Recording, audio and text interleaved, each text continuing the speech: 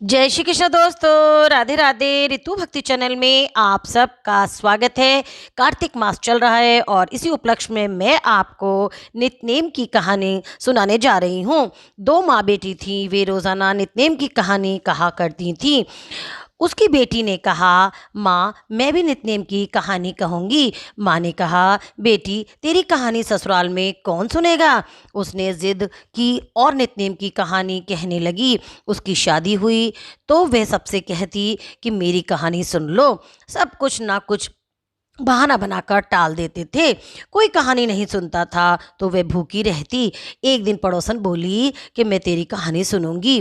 वे आती, कहानी सुनती तो बहू खाना खा लेती थी।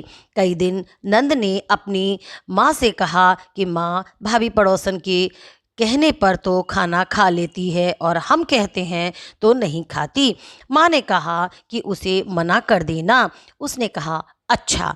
लड़की ने पड़ोसन से मना किया तो पड़ोसन ने अपने पति से कहा कि उसकी बेटी मना करती है। पति ने कहा कि उसकी माँ मना करे तो मत जाना। वे आ जाती। अगले दिन सास ने मना कर दी तो पड़ोसन नहीं आई। बहू की कहानी कोई नहीं सुनता तो वे भूखी रहती। ससुर ने पूछा कि बहू कैसी हो, तो सास ने कहा कि अच्छी है, कामकाज तो कर लेती है मगर खाती कुछ नहीं है।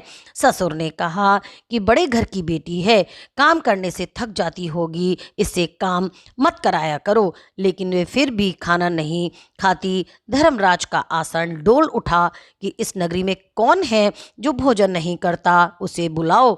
स्वर्ग से विमान आया तो सास बोली, मैं चलूं, तो बहू ने कहा, तुम्हें तो बहुत काम था, मेरी कहानी सुनने का समय भी नहीं था।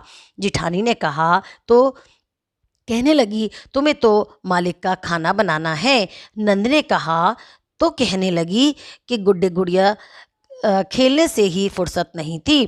पड़ोसिन बोली कि मैं चलूं, तो बोली कि हाँ चलो, तुमने ही मेरी नित्यनेम की कहानी सुनी थी। वे अपने मालिक के पास गई। मालिक बोला कि तू तो बड़ी भाग्यवान है, जो जीते जी जा रही है, मरकर तो सभी जाते हैं। वह भी गई। बोल कृष्ण भगवान की जय, बोल कान्हा जी की जय।